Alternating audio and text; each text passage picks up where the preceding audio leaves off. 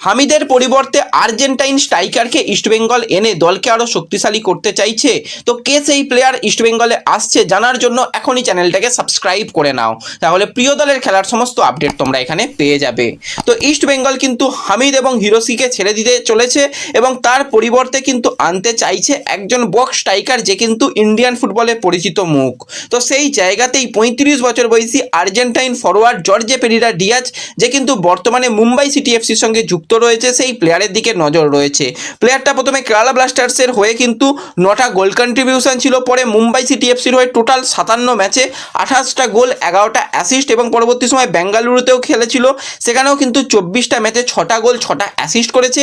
এই সিজনে আবারও মুম্বাই ব্যাক করেও কিন্তু সে তার সেই পুরাতন ছন্দে রয়েছে। টোটাল কিন্তু 3টে ম্যাচ খেলেছে, সেখানে 1টা গোল 1টা অ্যাসিস্ট করতে আমরা দেখতে পাচ্ছি এই জর্জে পেরেরা ডিয়াজকে।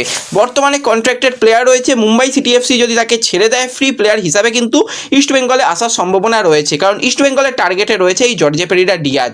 কারা কারা পেরেরা ডিয়াজকে ইস্টবেঙ্গলের জার্সি গায়ে দেখতে চাও অবশ্যই কমেন্টে জানিও, আর ভিডিও ভালো লাগলে লাইক শেয়ার করে দিও। দেখা হবে পরবর্তী ভিডিওতে, ধন্যবাদ।